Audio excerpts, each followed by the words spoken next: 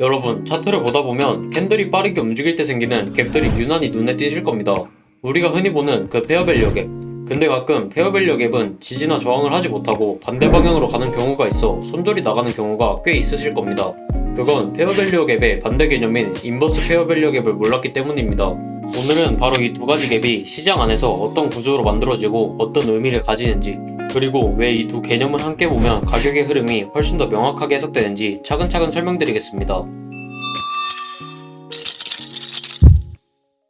안녕하세요, 매트입니다. 지난 영상에서는 기본적인 페어밸류 갭의 개념과 활용에 대해 다뤘다면, 오늘은 그 연장선에서 한 단계 더 확장된 내용, 바로 페어밸류 갭과 인버스 페어밸류 갭의 구조를 함께 이해하는 과정을 준비했습니다.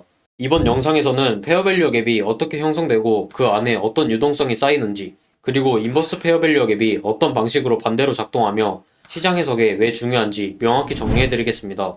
이 영상에서는 페어밸류 갭의 심화 버전을 다루기에 페어밸류 갭 설명이 미처 나오지 못한 부분과 영상 마지막에 실전 활용 방법에 다룰 오더블럭, 토크, 보스, BSL 개념을 모르신다면 이전 영상들을 보고 오시는 걸 추천드립니다.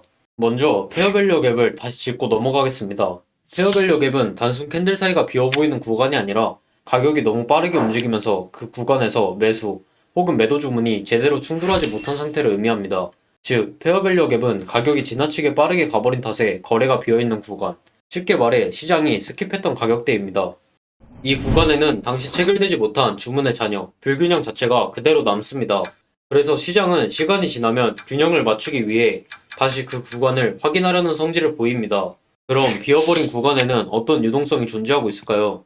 페어밸류 갭 내부에는 단순히 공백이 존재하는 것이 아닌 당시 체결되지 못한 주문들의 미충족 유동성이 남아 있습니다. 급격한 상승 중에 만들어진 페어밸류 갭이라면 그 자리에는 매수세가 지나치게 강해 정상적으로 체결되지 못한 매도 주문들이 존재할 겁니다. 매수는 시장가로 들어오지만 그걸 받아줄 매도는 충분히 체결되지 못하여 주문의 빈자리가 남습니다.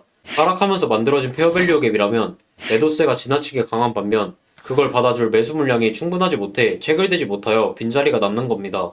즉, 상승하면서 만들어진 페어밸류 갭이라면 그 자리에는 체결되지 못한 매도 물량이 남아있어 가격이 다시 돌아오면 그 매도 주문들이 뒤늦게 체결되며 반등을 일으켜 지지처럼 작용하는 것이고, 반대로 하락 중에 만들어진 페어밸류 갭이라면 그 자리에 체결되지 못한 매수 물량이 남아있어 가격이 다시 돌아오면 그 매수 주문들이 저항처럼 작용하면서 가격을 다시 밀어내는 힘이 되는 겁니다. 그래서 세력들은 가격을 밀어내며 생긴 유동성 풀을 확보하기 위해 나중에 다시 그 가격을 채우러 오는 겁니다.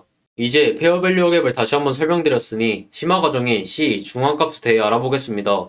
페어밸류 갭은 전체도 중요하지만 그 안에서도 C는 가장 민감하게 반응하는 핵심 지점입니다. 이처럼 페어밸류 갭에서는 고점과 중앙, 그리고 저점이 존재하며 중앙값이 중요한 이유는 페어밸류 갭과 인버스 페어밸류 갭을 식별하는 데 중요한 구간이기 때문입니다. 현재 차트를 보시면 페어밸류 갭 형성 이후 되돌림이 나오며 중앙값을 지켜주고, 우리가 알고 있는 상승 페어밸류 갭이 지지 역할을 수행하여 상승한 모습입니다. 여기서 그러면 우리가 알고 있는 페어밸류 갭 되돌림이 중앙값을 이탈하고 저점까지 꼬리를 달면 페어밸류 갭이 원래 가던 방향으로 가지 않는 건가요? 하고 물어보실 수도 있습니다. 먼저 말씀드리자면 그건 아닙니다. 현재 차트를 보시면 상승하면서 생긴 페어밸류 갭이 형성된 이후 캔들이 저점 부분까지 와준 모습이지만, 이후 반등 캔들에서 중앙값을 지켜주며 페어밸류 갭이 지지로서 작용하고 반등한 모습입니다. 이처럼 중앙값은 페어밸류 갭과 인버스 페어밸류 갭을 식별하는데 매우 중요한 역할을 합니다. 그렇다면 이제는 인버스 페어밸류 갭에 대해서 알아보겠습니다. 현재 차트를 보시면 상승형 페어밸류 갭이 형성된 이후 중앙값을 지켜주는 모습을 보이는데, 이제 우리는 이미 알고 있습니다. 페어밸류 갭 되돌림이 중앙값을 지켜줬으니 원래 가던 방향대로 갈 것이라는 걸요. 하지만 마지노선인 저점까지 깨는 캔들이 나오며 페어밸류 갭이 붕괴하였습니다.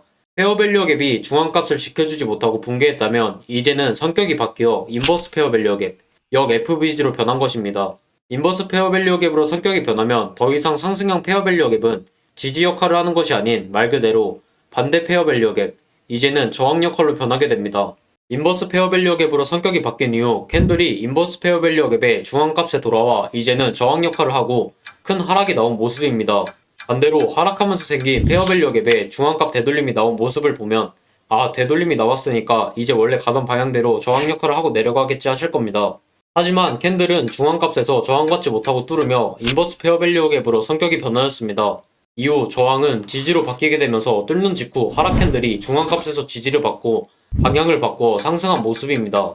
이처럼 페어밸류 갭 되돌림이 왔을 때 중앙값에서 제 역할을 하냐 안 하냐의 차이가 방향성을 다르게 하고 페어밸류 갭을 바꾸기 때문에 중앙 50% 구간을 중요하게 보는 겁니다. 이제 인버스 페어밸류 갭이 무엇인지 정확하게 알았으니 실전 활용 방법으로 넘어가 보겠습니다. 방금 전에 봤던 하락형 페어밸류 갭 차트를 실전 적용시켜 보겠습니다. 인버스 페어밸류 갭으로 성격이 변한 것을 확인하였다면 저희는 이제 이 페어밸류 갭은 더 이상 저항의 역할이 아닌 지지의 역할을 할 수 있겠구나를 알고 있습니다. 그렇기에 중간값 부근까지 되돌림이와 지지의 역할을 하는지 지켜보며 상승하면서 생긴 오더블록도 체크하여 둡니다. 이후 중간값 부근까지 되돌림이 온다면 체크하여 둔 오더블록 저점에 손절을 잡아놓고 TP는 숏포지션에 진입한 사람들이 손절을 걸어두었을 지점에 체크하여 두고 스마트머니가 매수 유동성을 먹으러 온지 확인합니다. 포지션을 진입하고 나서 초크가 발생하며 추세 반전의 신호와 상방의 모습을 보여주며 보스로 추세 반전의 확정을 해주며 BSL을 깨 TP가 터진 모습입니다. 스마트머니들이 자신들이 원하는 방향으로 가기 위해 개인 투자자들이 숏포지션 손절을 걸어두었을 고점보다 더 위로 꼬리를 남기며 자신들의 연료를 채운 이후 매수 유동성을 확보한 스마트머니는 유동성을 연료 삼아 드디어 자신들이 원하는 방향으로 강하게 바꾸는 모습입니다. 이렇게 페어밸류 갭과 인버스 페어밸류 갭을 중간값으로 식별하여 포지션에 진입할 수 있으며 ICT를 알게 된다면 명확한 손절값과 명확한 TP로 매우 손익비 좋게 매매를 진행할 수 있습니다. 마지막으로 오늘 배운 내용의 핵심을 요약해 보겠습니다. 페어밸류 갭은 빠른 움직임으로 남긴 불균형이며 시장은 그 불균형을 메우기 위해 되돌아온다. C는 불균형의 중심축으로 페어밸류 갭 되돌림과 방향성의 핵심 지점이다. 결국 페어밸류 갭과 인버스 페어밸류 갭을 이해하면 가격이 왜 그 자리를 되돌아오고 어떠한 방향으로 갈 것인지를 읽을 수 있게 됩니다. 이 영상을 통해 왜 내가 보고 있는 페어밸류 갭은 원래대로 지지 혹은 저항을 받지 못하고 반대 방향으로 가는지에 대한 의문이 풀린 계기가 되셨으면 좋겠습니다. 도움이 되셨다면 구독과 댓글, 좋아요 한 번씩만 부탁드리겠습니다. 영상 끝까지 봐주셔서 감사합니다.